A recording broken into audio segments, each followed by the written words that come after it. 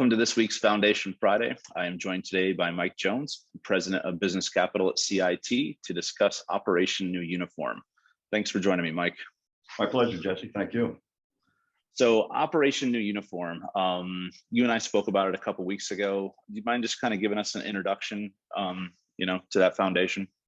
Absolutely. So I got involved with Operation New Uniform back in 2016 when I first came down here to Jacksonville, and I had been involved with the Wounded Warriors Project for a number of years, raising money for that foundation.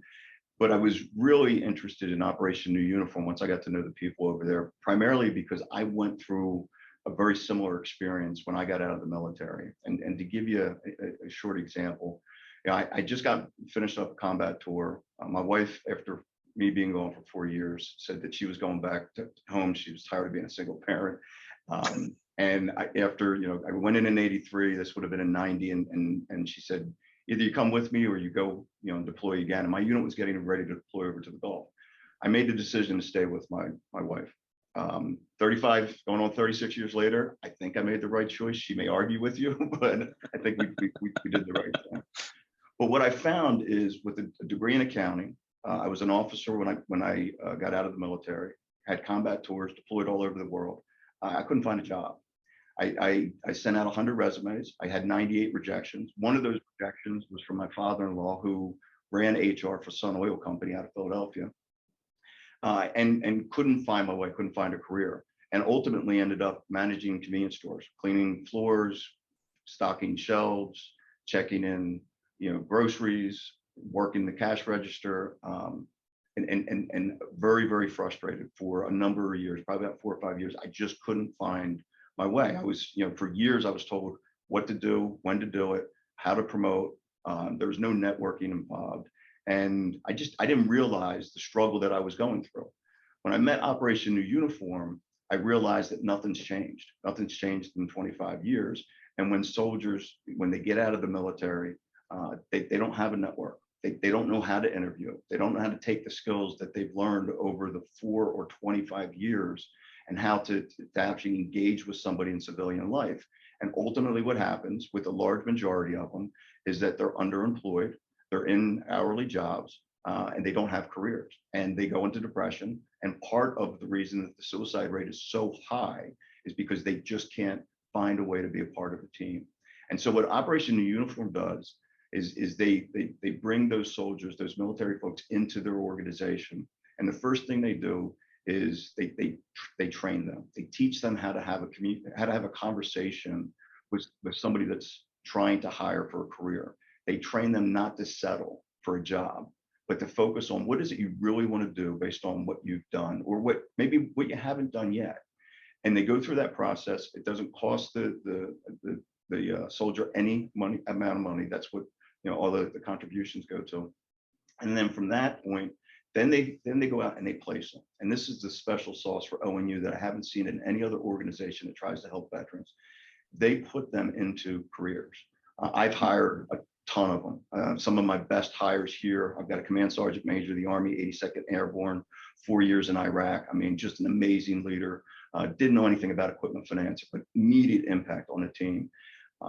And so they put them in these careers, and as things develop, things change, because a lot of times people don't always stay in that first job. Maybe it's a second job.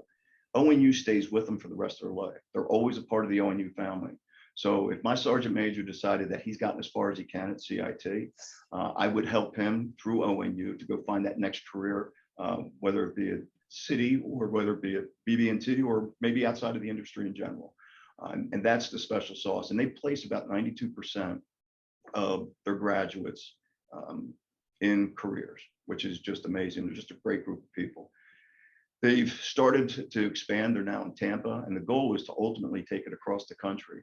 We take people in from all across the country. I say we, ONU does. So they'll bring, if you're in, ETS and are getting out of the service in out of Texas, they'll bring you in, they'll figure out a way to get you housed for the training, and then they'll ultimately place you either back in Texas, or they'll try to do the same thing if you want to stay in Jacksonville. So all the contributions, you really go to that recruiting effort and that training effort. And the small team that they have over there, which I think is about 6 people, Most of them are military.